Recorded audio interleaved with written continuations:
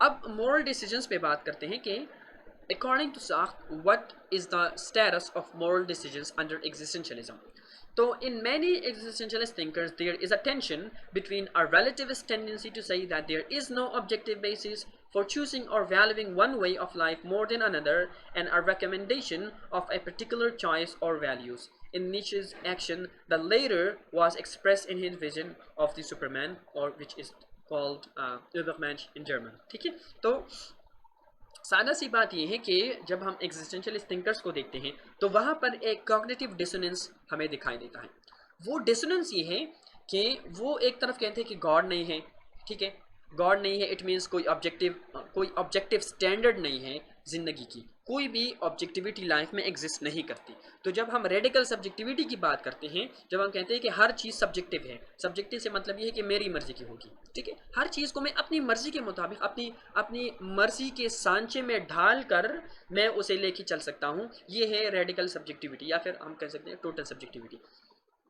तो जब हम एग्जिस्टेंशियलिस्ट थिंकर्स को देखते हैं तो वहाँ पर हमें ये कॉग्निटिव डिसोनेंस नज़र आता है कि एक तरफ वो कहते हैं कि एवरीथिंग इज़ सब्जेक्टिव, ठीक है, एवरीथिंग इज़ सब्जेक्टिव, लेकिन दूसरी तरफ वो कहते हैं कि नहीं, आप बेसिकली हमारी मोरालिटी को एक्सेप्ट करें, हमारी डिफिनेशन ऑफ फ्रीडम को एक्सेप्ट करें, हमारी कंसेप्शन ऑफ लाइफ को एक्सेप्ट करें और हमारी understanding of meaning of life को एक्सेप्ट करें।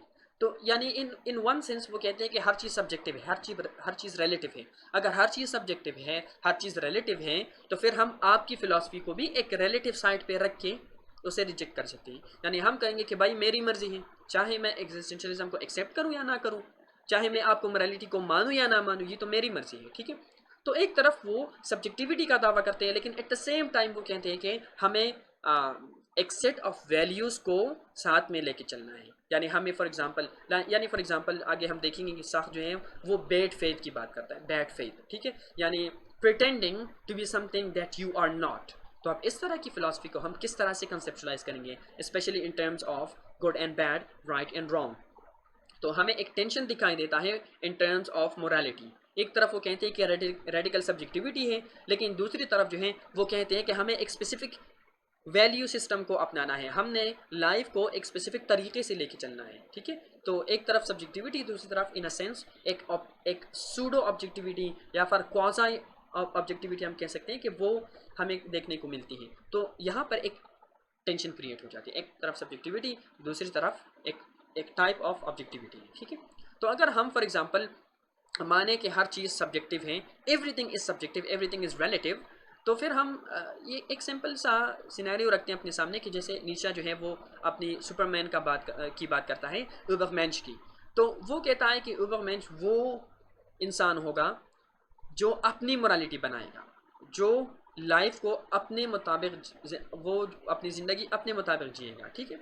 तो फिर हम साख्त से ये क्वेश्चन करेंगे कि how can you stop such a person if for example he or she decides that I want to transcend morality, human morality, and I want to create my own morality based on which the weak people will be killed and only the strong people will be spared। तो फिर उसको साख्त किस तरह से respond करेगा, क्योंकि वो तो खुद कहता है there is no objective morality. So फिर साख्त को ओबरमेंश जैसे लोग हैं उन्हें अलाउ करना पड़ेगा कि वो लोगों को मार दें या फिर जिन लोगों को वो बचाना चाहते हैं उन्हें बचा लें, because to them it is acceptable, it is subjectively true to them, and therefore it is justifiable for them to believe in such kind of morality। So in Sartre's worldview, there are no transcendent objective values set for us, neither commandments of God, nor a platonic form of the good, nor is there any intrinsic meaning of life to life in human existence, ठीक है। In this sense, our life can be described as absurd. We are forlorn or abandoned in this world। तो इस तरह की conception पे फिर मसला ये आता है कि हम कहते हैं कि हमारी लाइफ जो है वो बेसिकली एब्सर्ड है। एब्सर्ड इस तरह है कि जब आप पैदा होते हैं आपकी लाइफ की कोई मीनिंग नहीं है, ना उसकी कोई पर्पस है, यानी लाइफ में आप जो भी करेंगे उसके कोई मायने नहीं है, उसका कोई फ़ायदा नहीं है, ठीक है। तो उस तरह से लाइफ एक एब्सर्ड चीज़ है, it is meaningless, it is also purposeless and it is absurd. तो यहाँ पर एक इंटरेस्टिंग ऑब्जर्वेशन फिर हम ये पेश करते हैं कि if life is absurd and if life is purposeless, तो फिर उसे जीने का मकसद क्या है और उसे जीने का फ़ायदा क्या है, ठीक है। अगर आप खुद कहते हैं कि कोई मकसद नहीं है तो फिर लाइफ क्यों जिए, यानी यानी मैं कहूँगा कि इस तरह कहना कि हम एक बेमानी ज़िंदगी गुजार रहे हैं, बेमानी और बेमकसद ज़िंदगी गुजार रहे हैं, तो इसकी मिसाल ऐसी है कि ये जो भी मैं इस वक्त कर रहा हूँ वो बिल्कुल बेकार, फजूल, बेमानी और बेमकसद है। तो फिर इसको इंसानी फितरत नहीं मानती कि मैं कैसे एक काम करूं जो बेमायनी भी है, बेमकसद भी है, वो एब्सर्ड भी है और उसका कोई फ़ायदा भी नहीं है। आखिर मैं वो काम करूं ही क्यों जो जिसकी कोई लॉजिकल पर्पस ना हो, जिसकी कोई प्लान ना हो, जो मुझे ना फ़ायदा दे ना मुझे नुकसान दे, वो काम मैं क्यों करूं? ठीक है। सो यहाँ पर फिर अक्सर लोग जो हैं वो कहते हैं कि यहाँ पर फिर सुसाइड वो जस्टिफाइड हो जाती है। ठीक है, यानी सादा सी बात है, लाइफ की कोई पर्पस नहीं है तो जिंदा किस लिए है?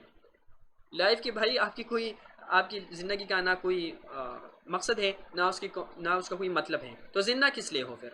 यानी आप में और एक बंदर में, या आप में और एक पत्थर में, या फिर आप में और फिर एक डंडे में क्या फ़र्क है? ना डंडे का लाइफ का पर्पस है, ठीक है, ना एक बंदर का लाइफ में कोई पर्पस होता है, ना एक पत्थर का लाइफ में कोई पर्पस है। तो आप में और उस पत्थर में फिर क्या डिफरेंस है, वो आप लॉजिकली कैसे साबित करेंगे? ना पत्थर का जिंदगी में कोई पर्पस है, ना आपका लाइफ में कोई पर्पस है। So what really makes you special? Why should you be alive at all? Why don't you commit suicide अगर आपकी लाइफ का कोई मकसद नहीं है? बिकॉज लामायनी यानी या फिर बेमायनी और बेमकसद ज़िंदगी का तो एक यही कंक्लूजन निकल सकता है कि यू एंड दैट लाइफ ना, जिंदा ही नहीं है। अगर मैं आपसे कहूँ फॉर एग्जाम्पल के why are you curious about the existence of God? ठीक है, क्यूरियस क्यों है? अगर आप जाने भी तो कोई मकसद नहीं है, अगर ना भी जाने तो कोई मकसद नहीं है, अगर आप खाना खाएं तो उसका भी कोई मकसद नहीं है, अगर आप ना भी खाएं तो भी कोई पर्पस, यानी whatever you do in this life is nil, it is multiplied with zero. तो जब आपकी पूरी लाइफ ही जीरो से मल्टीप्लाई होगी तो उसको जीने का मकसद का फायदा फिर क्या है? What kind of logical, pragmatic, moral justification can you give that oh I should continue to live my life? तो लॉजिकली यहाँ पर फिर एग्जिस्टेंशियलिज्म बहुत फेलियर में पड़ जाती है, it becomes a failed philosophy. ठीक है, तो Sartre repeatedly insisted that the only foundation for value judgments lies in our own choices. ठीक है, there is no external objective justification for the projects and ways of life that people adopt.